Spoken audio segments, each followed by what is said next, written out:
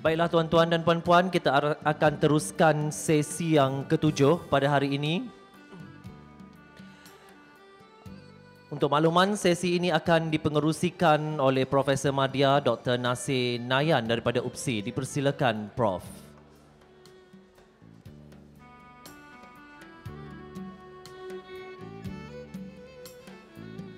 Oleh kerana kita menghampiri tempoh waktu kecederaan ya,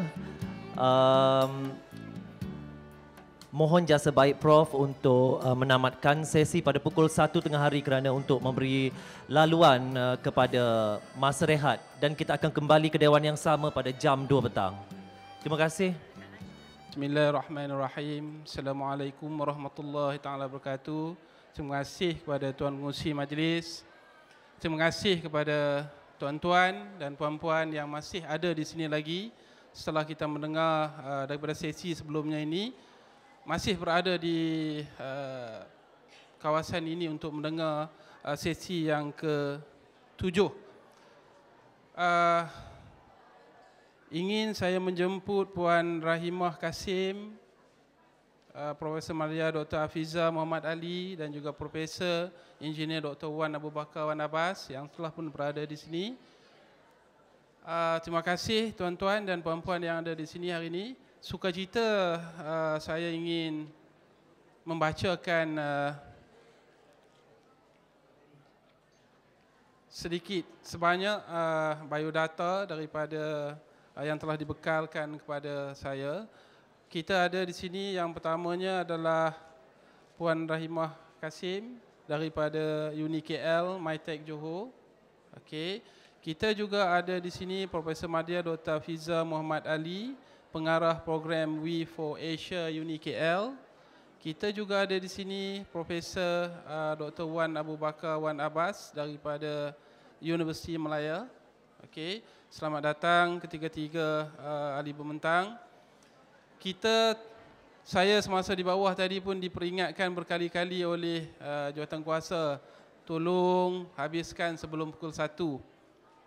Tolong habiskan pukul 1. Jadi saya rasa tanpa melingah-lingahkan masa, mungkin boleh saya jemput pembentang kita yang pertama, iaitu Puan Rahimah Kasim dengan tajuk pembentangannya yang berkaitan dengan yang bertajuk The Behaviours of Information Seeking on the Web for Knowledge Resources.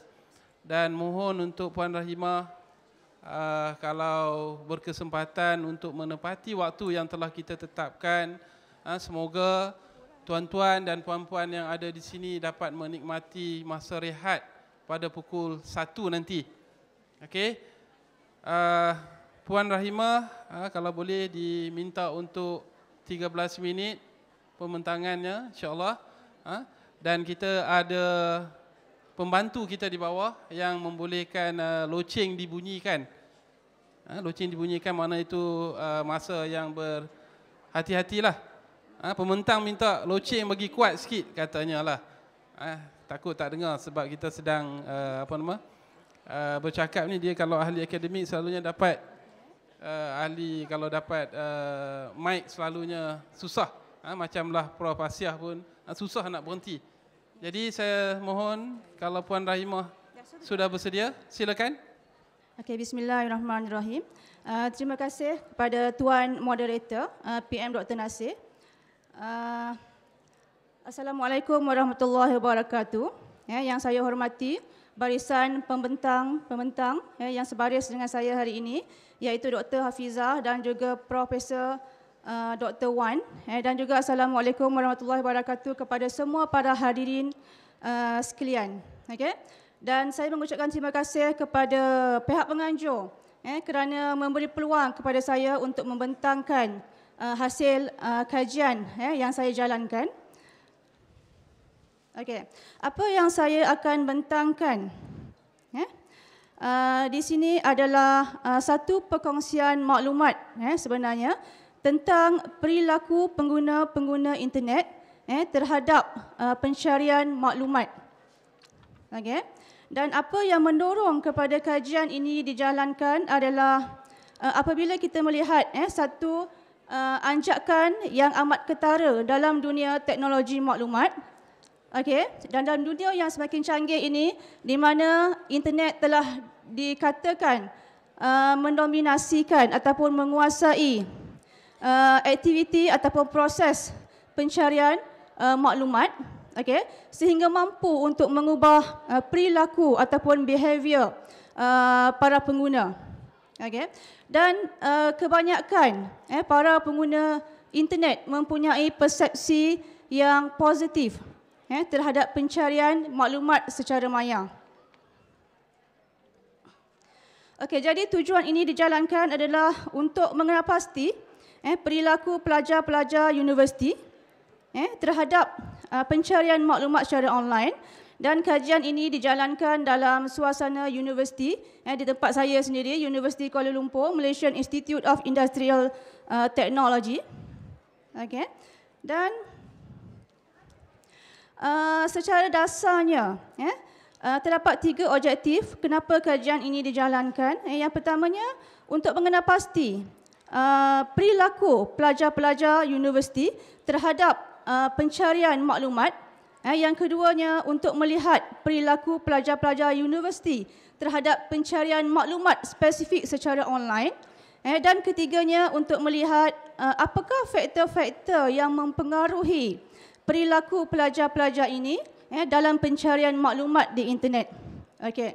Dan berdasarkan survei yang dijalankan, okey, dalam normal situation, pelajar-pelajar ni akan mengambil 5 hingga 6 subjek dalam satu semester, dan mereka akan diberi 1 hingga 2 tugasan ataupun assignment dalam satu subjek. Secara puratanya terdapat penerimaan assignment sebanyak 10 hingga 15 assignment dalam satu semester, dan itu merupakan satu jumlah yang agak besarlah bagi seorang pelajar.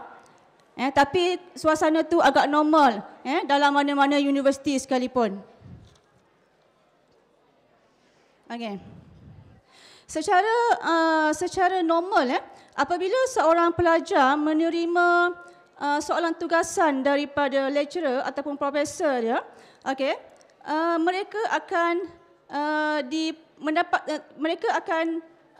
diprovoke dengan beberapa isu, antaranya how to narrow down the topic, what is considered reputable and reliable sources, when to begin, where to start, from internet, from library, discussion with friend, dan many provoke question in their mind. Okay.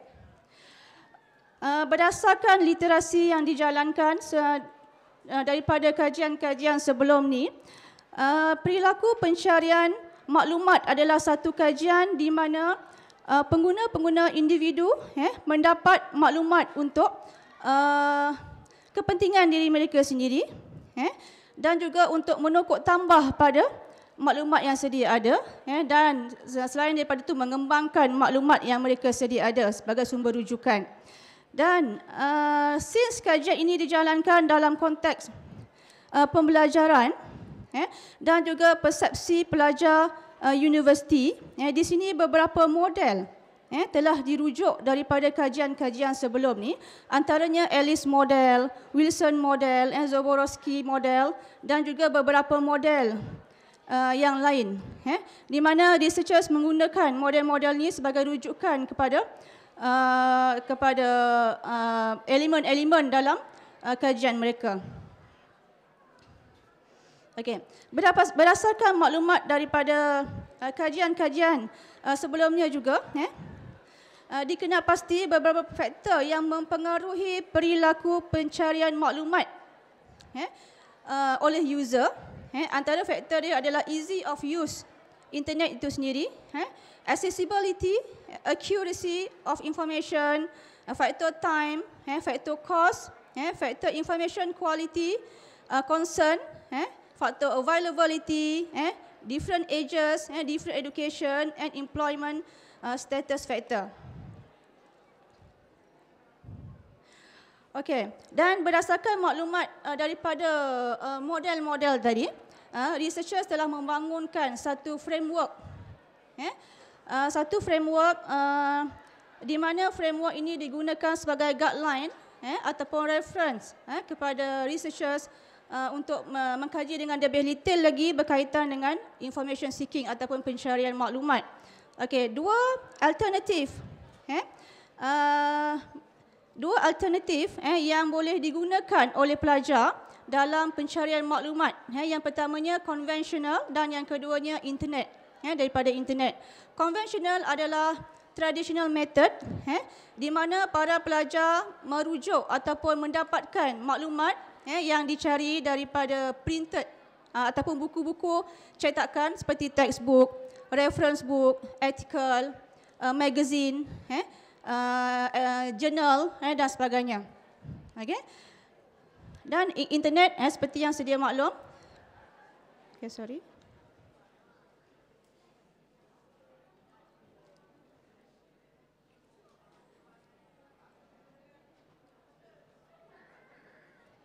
Okay. Internet seperti yang sedia maklum adalah teknologi, advanced teknologi dalam dunia IT, di mana maklumat boleh dicari anywhere and anytime. Dan dalam internet, dua jenis carian dalam internet, iaitu direct information dan juga indirect information. Direct information adalah satu pencarian apabila pelajar-pelajar decide untuk mendapatkan maklumat secara direct daripada non-website ataupun university library online. Manakala indirect information seeking adalah pencarian maklumat secara terus daripada search engine. Okey, ini adalah framework yang kedua untuk menjawab objektif nombor 3 tadi.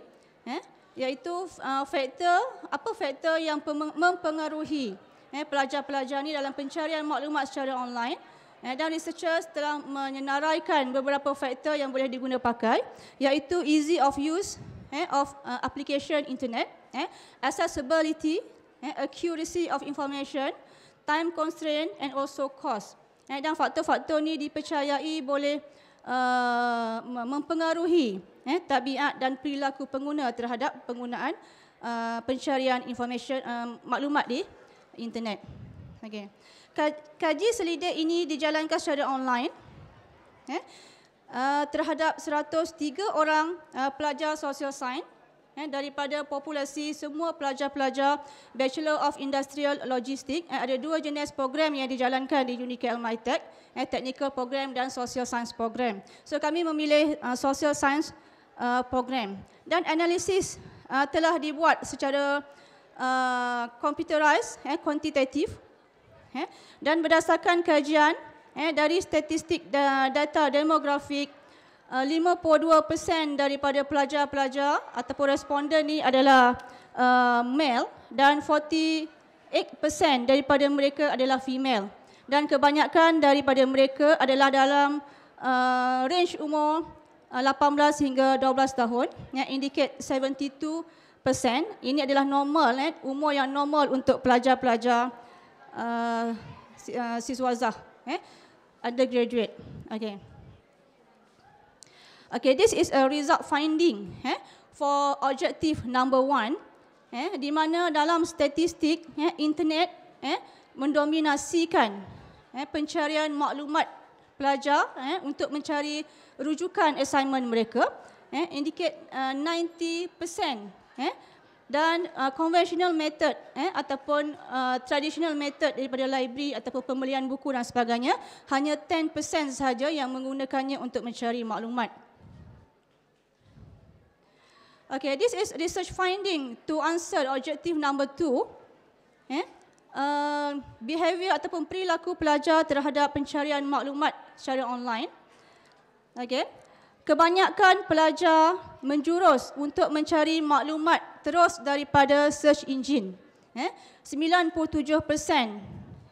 yang mengundi, mereka lebih senang mencari dalam search engine jika dibandingkan mencari maklumat daripada university library online ataupun daripada any non-website yang mereka ketahui. Okey. Dan bila kalau saya tanya soalan ni, saya rasa para hadirin pun akan menjawab soalan yang sama, iaitu favorite ataupun popular search engine para pelajar. Di sini researcher telah menyenaraikan 5 top 10 search engine application. 94% mengundi google.com, okay? Dan 6% sahaja mengundi yang lain. Dan yang terdapat lebih kurang 20 lebih daripada 20 search agent carian ataupun search engine di internet. Okey. Okey, ini adalah result finding to answer objective or research question number 3, di mana faktor masa mempunyai pengaruh yang sangat kuat terhadap pelajar-pelajar ni dalam pencarian maklumat di internet. Mungkin terlalu banyak assignment yang perlu dihantar dalam satu masa. Okey. Faktor kedua, 81% melibatkan accessibility, dan kalau kita lihat daripada semalam, terdapat 4 ataupun 5 pembentangan yang mengatakan bahawa pembangunan terhadap digital information ataupun e-book, mungkin ini salah satu faktor mempengaruhi accessibility ini, di mana mudah untuk diperolehi terlampau banyak maklumat. Okay. Faktor ketiga adalah easy of use, application yang user friendly. Seterusnya faktor accuracy of information, tapi ini daripada persepsi pelajar. Dan yang terakhir faktor cost.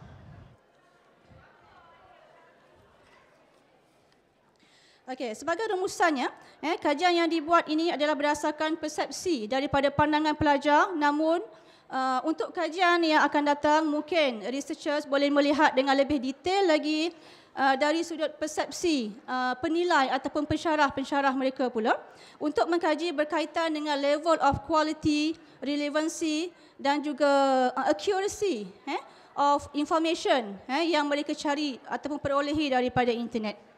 Sekian saja pembentangan saya. Terima kasih. Terima kasih kepada Puan Rahimah Kasim.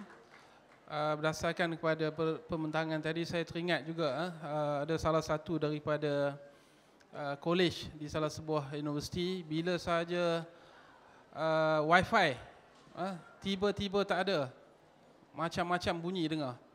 Itu zaman sekarang, mana itu pun perlakuan-perlakuan yang kita boleh nampak sendiri pada masa sekarang. Tanpa membuang masa, seterusnya saya ingin menjemput Profesor Madya Dr. Hafiza Muhammad Ali dengan pembentangan yang bertajuk To Question or Not to Question. That is the question. Developing the L2 Critical Reader Thinker. Dipersilakan. Assalamualaikum warahmatullahi wabarakatuh. Respected MC, Dr.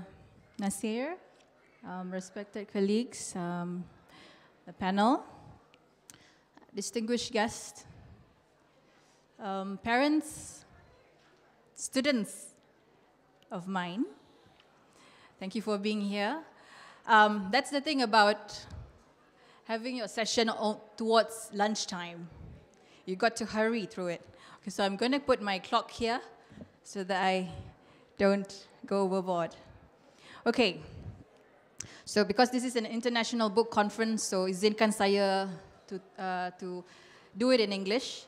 So my interest today is to explore this question with you. That is, to question or not to question, that is the question. Developing the L2 critical reader and thinker. L2 means second language. L2 means all of us here who are non-native speakers of English. So L2 means English as our second language. So we are all in the same boat. I was interested in the presentation by Dr. Hamdi earlier, and also my fellow colleague from UNIKL, who explored the issue of e-books and students' behaviors in searching for information online, And it scares me a bit because those are the platforms. But if we don't know how to use those platforms as critical readers, then that might be a problem for all of us, especially for our generation. So my talk is just going to be on highlighting to all of you the importance of starting now with our kids, ourselves, as parents, to our children, to allow our children to be critical readers and thinkers. So some outline for you here. What is it? Why is it critical? Why the need to be critical? How can we be one? Something that is probably basic, but we sometimes forget.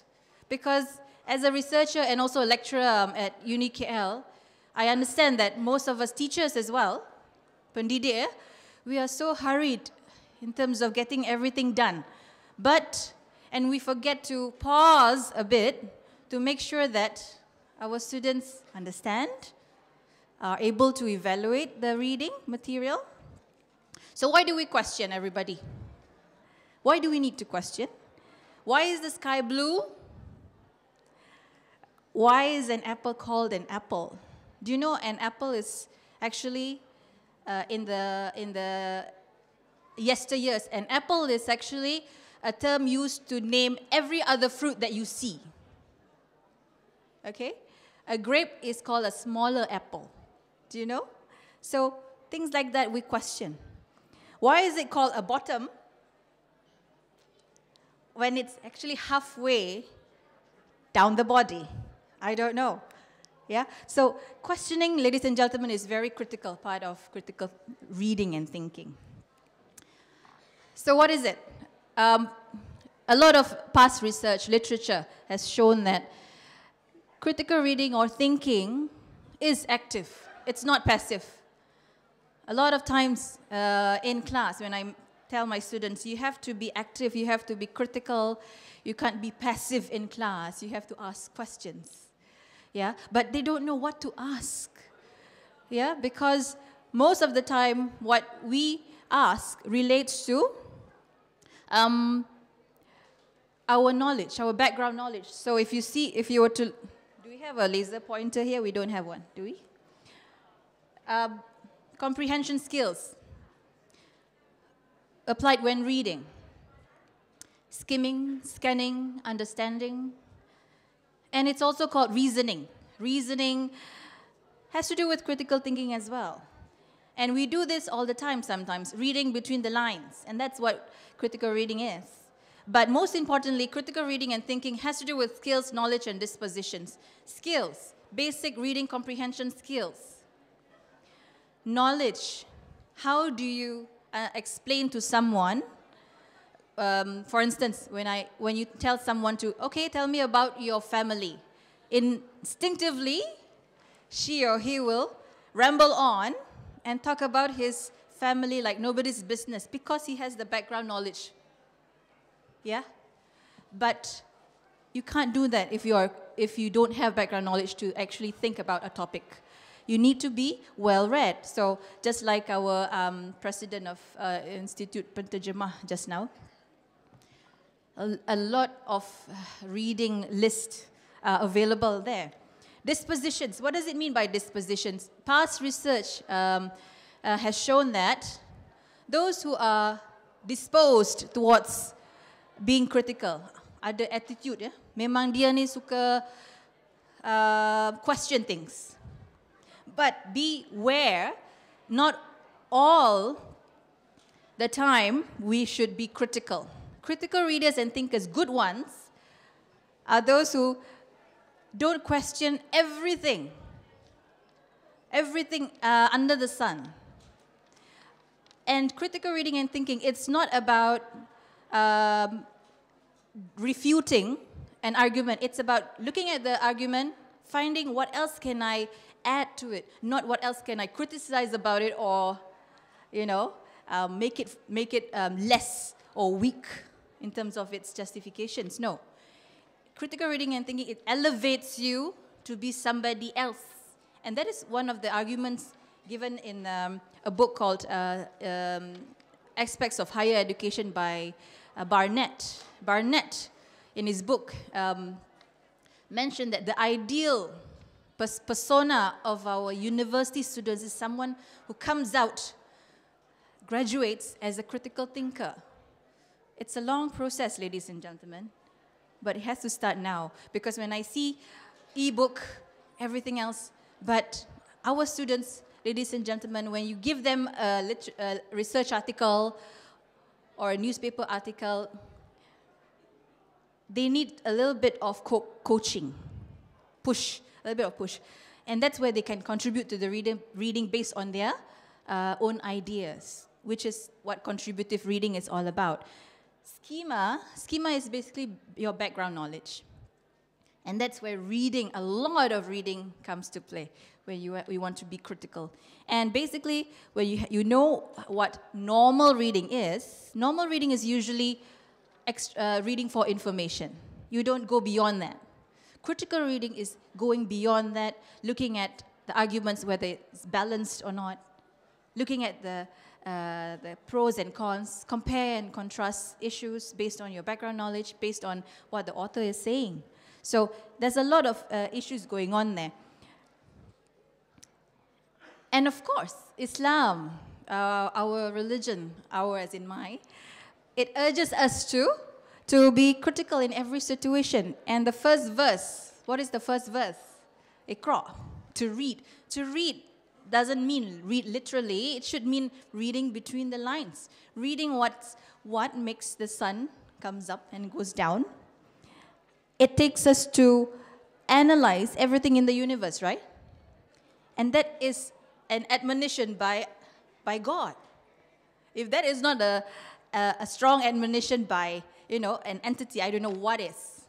Yeah? Because if you duduk saja and not be the critical reader and thinker that Allah expects you or God expects you to be, we might be in trouble. Yeah?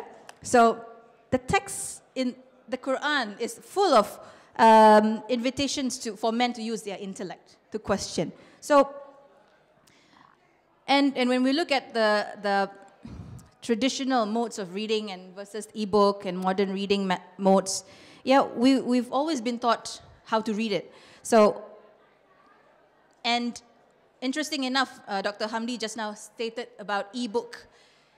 To me, when I look at an e-book, it's very hard for me to annotate. That's the first thing that we do when we read critically.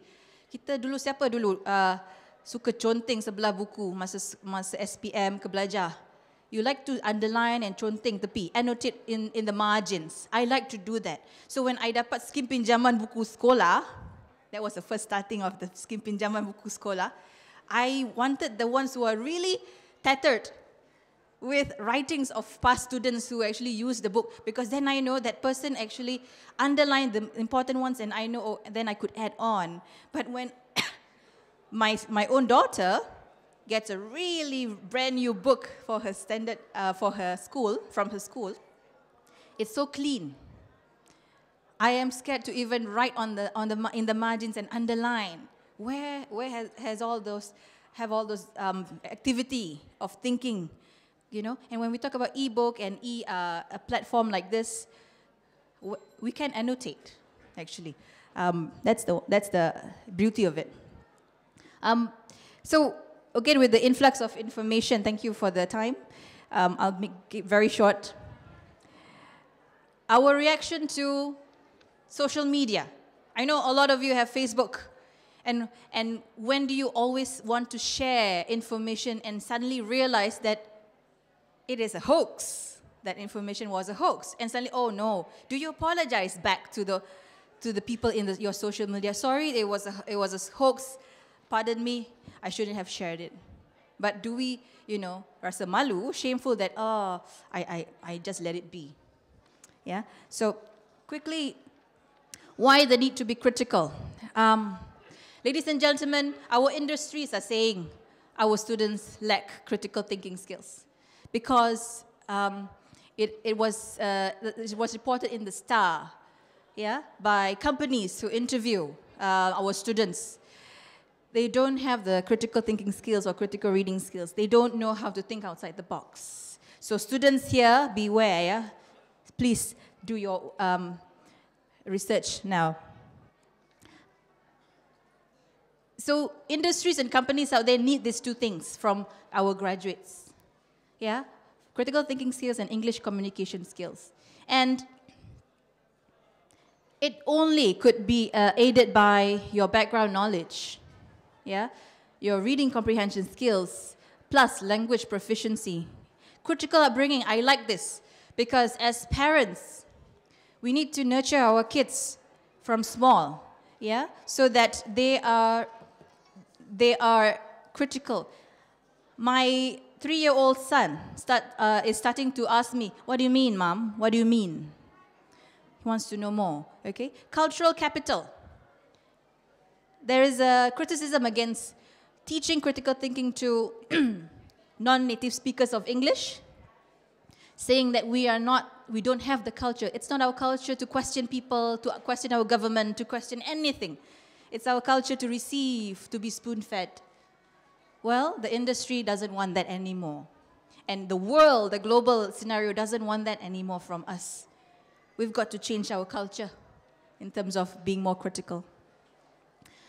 So what research said, as I mentioned just now, native English researchers says that it's impossible to teach our students critical thinking because more often than not, they just keep silent in class. Yeah? That's where coaching comes in. And that's the areas which I will let you know in a bit. Yeah? So how do we do that? How do we enable our students to understand what is in the mass media? Ini kan pula kita nak beralih kepada e-book, ya. But are we critical yet already just by reading the books manually or newspapers? We could ask ourselves. We don't want to be like the 6 blind men who actually looked at an elephant thinking that the ears represent a mat or the trunk represented a spear and etc. without questioning. Yes? But all is not lost. Yeah? A lot of research has been done in Malaysia propagating or encouraging, developing critical thinking and critical reading among our students. But research generally has shown that our students, yeah, when we give them the recipe, baru dia dapat. It's all about giving them, but it didn't come from nurturing from small. And that at our level, at the university level, from where I come in, is quite, it's quite a challenge, yes? So, in your bags, you have a whole list of reading prompts or questions that you can use. And these are based on the strategies of critical reading and thinking, which if you please go through and bother to go through with your students and with your children, yeah? Use this. The list is not exhaustive. Banyak lagi soalan-soalan prompts, yeah, that we could initiate using any kind of reading text. But you have to start. You have to start now. So these are the examples of strategies. Questioning, yeah. So for all of us here who are non-native speakers of English, when we actually do critical thinking in English, we must make sure that we are prepared for that, because that is what the industry wants. And unfortunately, research has shown that they still need to be taught the critical reading skills. So kita kena sabar in terms of teaching them. So my last note would be, start from now when they are small, start teaching them to be critical. We have to start being open as parents. When they ask, give them the facts, yeah? And this is for our future. I tell my students, my dear students, do this for your children. And that's what matters most. So take them through the few steps from as young as possible, and inshallah we can succeed. Thank you very much. Terima kasih, Bu Tan Iza. Saya bila mendengar saja yang critical thinking ni balik kepada semasa di universiti dulu. Saya ada seorang lecturer yang berkaitan dengan pemikiran kritis. InsyaAllah teringat baliklah. Okey, Mungkin juga di sini juga kita akan berkaitan dengan HOT, higher order thinking, kebat dan sebagainya yang kita diwar-warkan pada masa sekarang. Adakah benda-benda itu boleh dimasukkan dalam situasi sekarang? Sebab dalam penerapan HOT ini bagaimana yang boleh kita tengok dalam sekolah dan sebagainya. Saya rasa tanpa membuang masa dengan lebih lanjut, saya menjemput dengan sukacitanya Profesor Engineer Dr. Wan Abu Bakar Wan Abbas dengan tajuk pembentangan yang berkaitan dengan yang bertajuk karya cyber dan kegiatan perbukuan. Mohon Prof, silakan.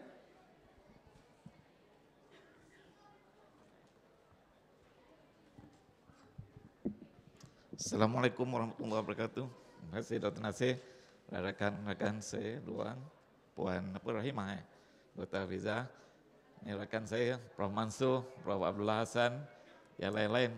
Alhamdulillah dapat bersama pada hari ini. Saya, kertas kerja saya ada di laman web, saya bercakap tentang cyber, saya cuba buka lah, agak-agak ada lain.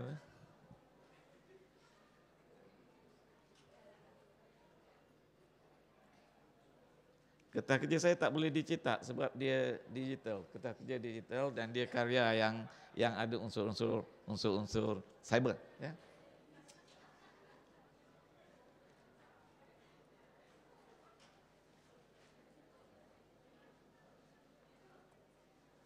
Tuan Musi, sabar sikit bagi saya masa. Kenapa tak keluar? Keluar muka saya pula. Saya datang dari Universiti Melaya, Department of Biomedical Engineering. Saya buat kaki palsu, tangan palsu. Siapa yang kaki putus, tangan putus, boleh pergi Universiti Melaya, kita bagi kaki. Tapi saya yang cakap tentang lain. Saya bukan nak cakap tentang kaki palsu, tangan palsu. Saya nak cakap tentang sastra cyber. Sastra cyber. Okay? Saya juga dari isastra.com, sebuah pertubuhan sastra yang paling maju di Malaysia. Okay? Persatuan Aktivis Isastra Malaysia. Kami telah berkarya di alam cyber sejak tahun 2002. Nampak slow sikit. Rumah saya ada 5 komputer tersambung pada internet. So balik rumah saya duduk komputer, isteri saya duduk komputer, anak saya duduk komputer satu orang. So itu kehidupan kita. Semua dalam komputer, tak ada masalah.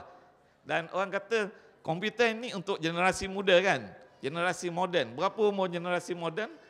Saya sudah 63 tahun walaupun nampak hebat lagi kan. Saya dah 63 tahun. Di isastra.com, orang yang masuk karya cyber ini umur ada yang 75 tahun. Ya, ada yang lahir tahun 31. Tidak semestinya. So, generasi cyber ini semua orang. Kebetulan, Dr. Hamidi, komputer itu, internet itu lebih muda daripada kita. Tapi everybody have moved there. Everybody have moved there. So, pastikan family saudara semua ada satu komputer seorang, ada router sambung komputer hari-hari boleh masuk. Kalau tak, macam mana kita nak memajukan tamadun bangsa kita. Sebab that's where we are going. Salah satu ni kita buat e-sastra ni. E-sastra ni kita berharap akan membawa tamadun bangsa Melayu ke hadapan melalui sastra. Sebab apa? Saya seorang saintis. Sains itu dia kerja untuk cari makan kan.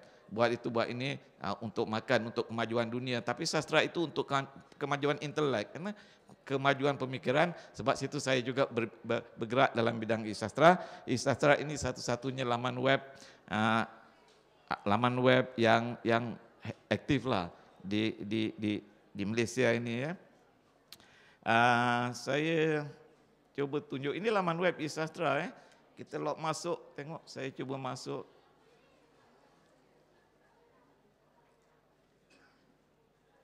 Saya Irwan Abu Bakar tu nama sastrawan saya. Sebenarnya IR tu engineer Wan Abu Bakar. Dalam bidang sastra dia orang panggil saya Irwan Abu Bakar. Sebab mulanya saya menulis dengan nama Wan Abu Bakar, tapi karya saya tak ada orang nak baca kan. So tukarlah nama Irwan Abu Bakar, laku sikit lah kan. Nama modern sikit. Ini password, saya dah daftar, perlu password. Saudara yang belum masuk, tak perlu password, kena daftar dan beri password baru.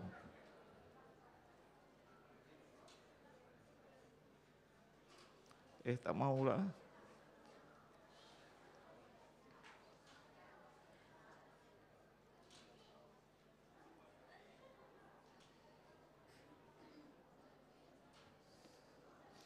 Laman web ini direka bentuk oleh beberapa orang pakar dari Chennai India, tahu Chennai tempat roti Chennai berasal.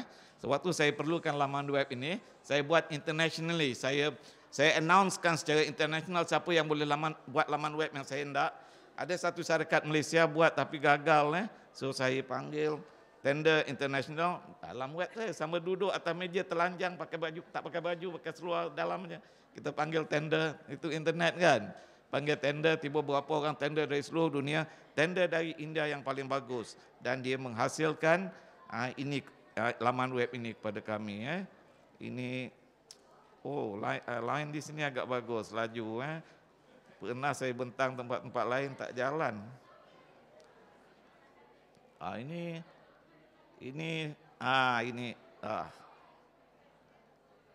Kalau saudara nak baca kertas kerja saya, masuk kat sini Irwan Abu Bakar, itu tajuk kertas kerja dia. Bila klik, saudara akan dapat kertas kerja. Alamat dia tu isastra2u.com, ambil kat atas ada alamat dia. Ini kertas kerja saya, tajuk dia just nak show off aja lah kan. Tu. Karya cyber dan kegiatan perbukuan. Alamak, lain kurang laju. Patutnya bintang tu berterabur gitu dengan lagu, sekali dengar lagu.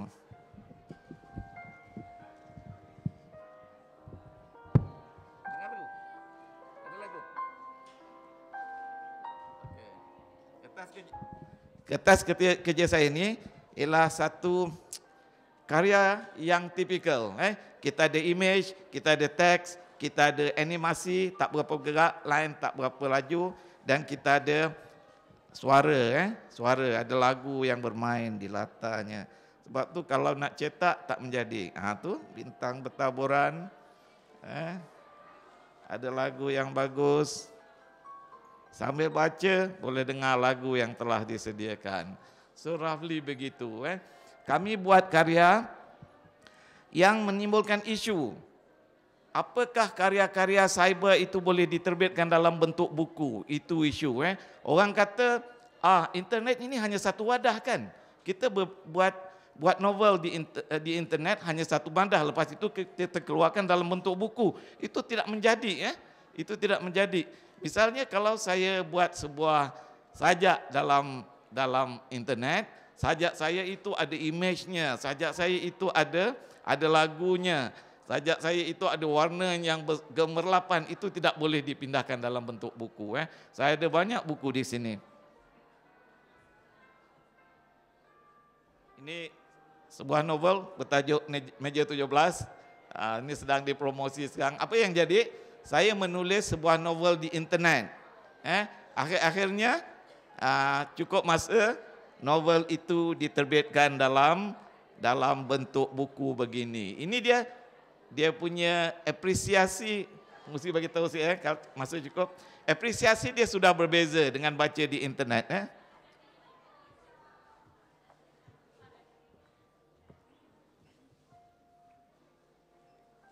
Okey, kita di internet kan, kita worldwide kan. Bila kita keluar karya, satu dunia boleh baca. Masa kami buat pertemuan e-sastra yang pertama, orang dari Amerika pun datang. Baru-baru ni kita buat pertemuan, orang Indonesia pun datang. Yalah, sebab kita sentiasa berinteraksi kan. Berbual-bual tiap-tiap hari dalam internet sambil berbual, kita bual dengan Indonesia. So buku Meja 17 ni kita terbit di Indonesia dan kita edarkan di Indonesia. Kenapa Indonesia? Sebab Malaysia ada 30 juta penduduk saja, Indonesia ada 300 juta. So saya boleh jual 300 juta buku ni kan. Kalau Malaysia laku 30 juta saja. So kita terbit di Indonesia.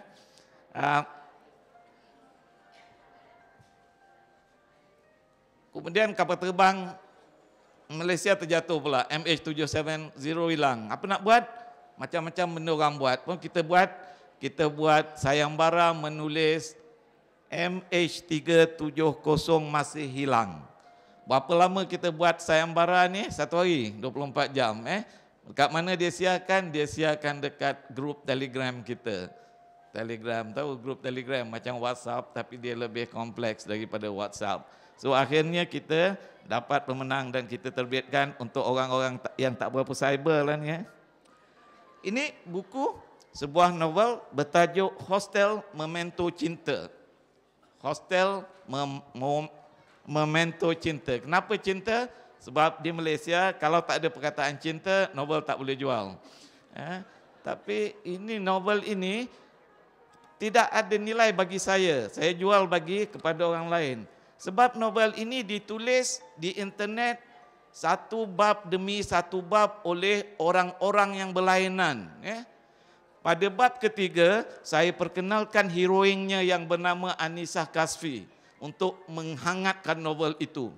Pagi besok, saya bangun tidur, saya buka, Anisah Kasfi telah meninggal dunia di Kuantan dalam kemalangan jalan raya. Begitu kita apresiasikan novel alam cyber itu.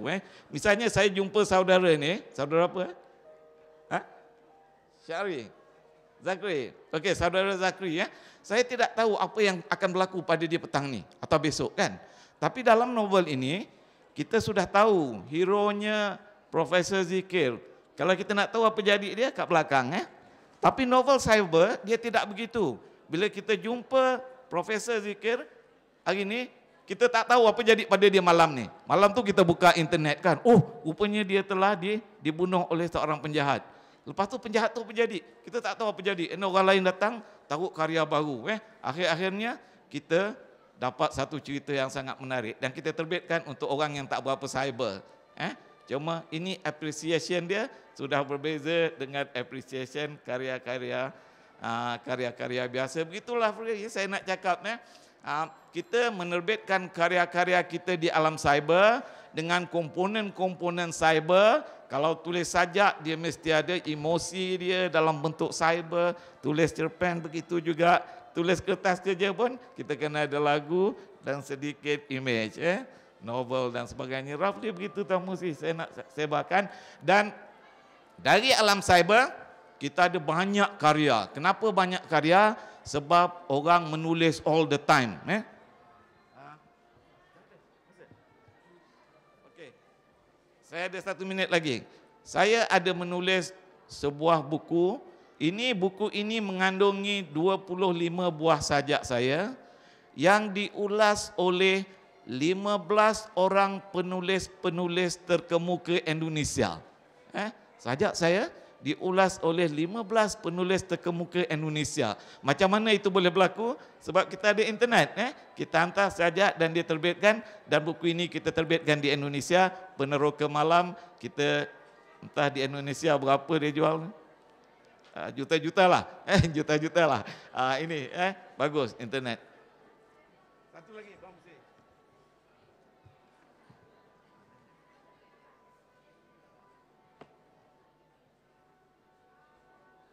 Saya rasa itulah kita menyiarkan karya sastra di alam cyber, puisi, cerpen, novel dan kita sebarkan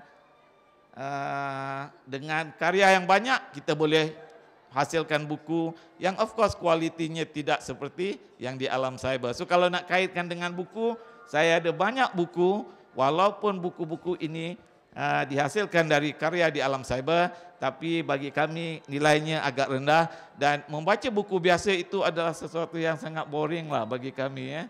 Sangat boring lah. Patutnya kita baca buku kan, dia melenting-lenting kan, huruf tu melenting-lenting, melompat-lompat kan. Kalau hujan kita dengar bunyi hujan kan. Itulah karya cyber. Roughly begitu. So siapa yang berminat bolehlah masuk isastra2u.com. Terima kasih. Terima kasih Prof. Alhamdulillah kita masih ada beberapa minit lagi untuk satu sesi soalan. Sebab saya rasa daripada 3 pembentang ni ada perspektif yang berbeza-beza yang boleh kita lihat dan boleh kita ketengahkan. Mungkin saya boleh buka untuk soalan. Saya pun dah dapat dah. Okey. Dr. Haniza. Ada soalan rupanya. Okey. Mohon Dr. Haniza.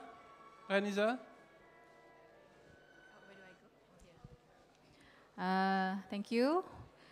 From Encik Adnan. How can Malaysian people be critical readers or any kind of critical Uh, if Akta Hasutan 1948 dikuatkuasakan. Aduh. Right, this is, thank you for the question.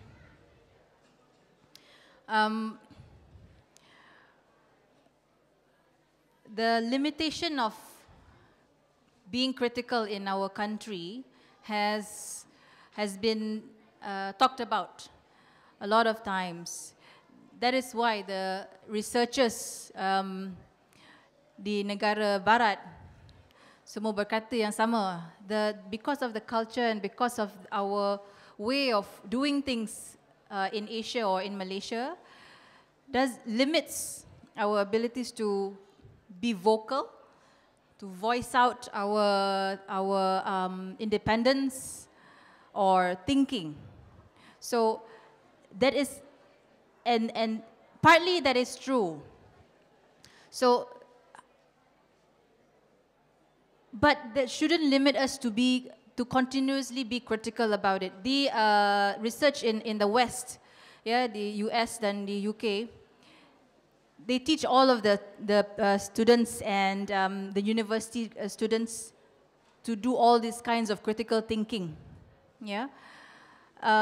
But when you criticize something, you will do it with full justification and responsibility, and also with facts, yeah. So dari segi ini, our students and ourselves, yeah. Before we even start to criticize anything, remember, critical thinking and critical reading is it's about diplomacy, yeah. It's about liberating ourselves.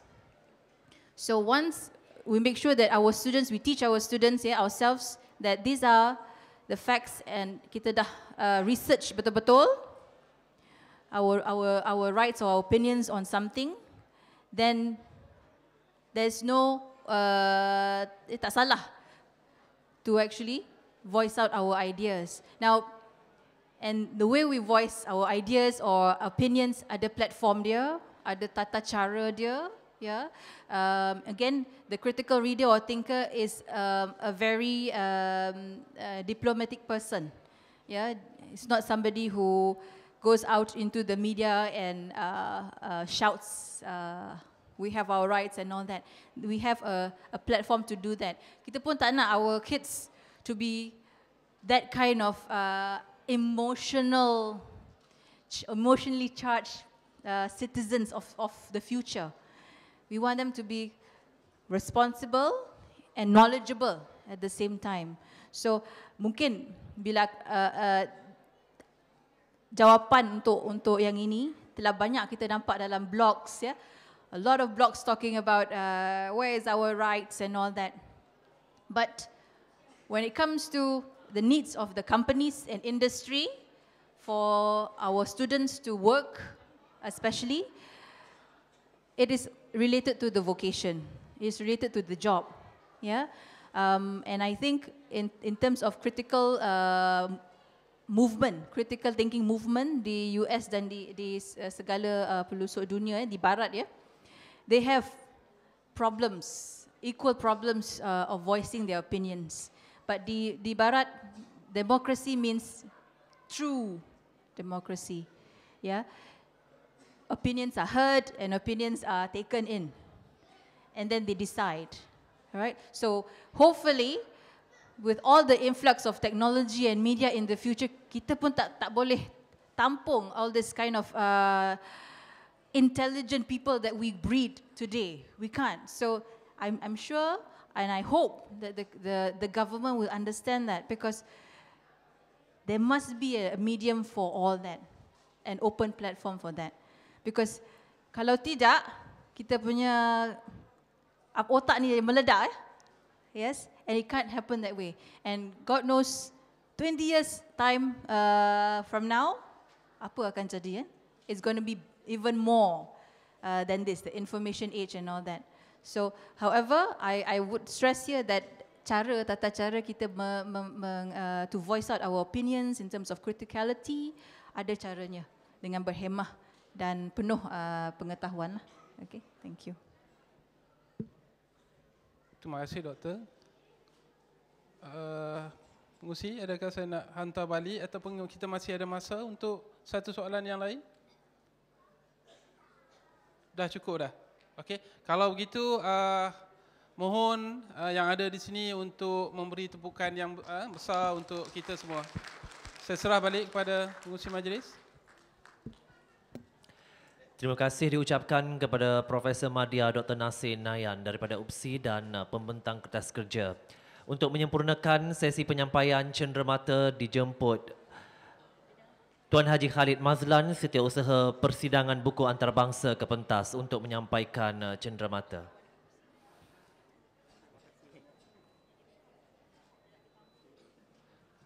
Puan Rahimah Kasim,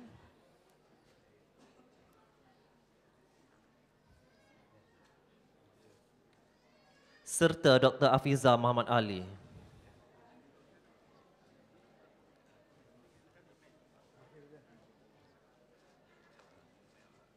Terima kasih diucapkan kepada Tuan Haji Khalid Mazlan dan Profesor Madya Dr. Nasir Nayan.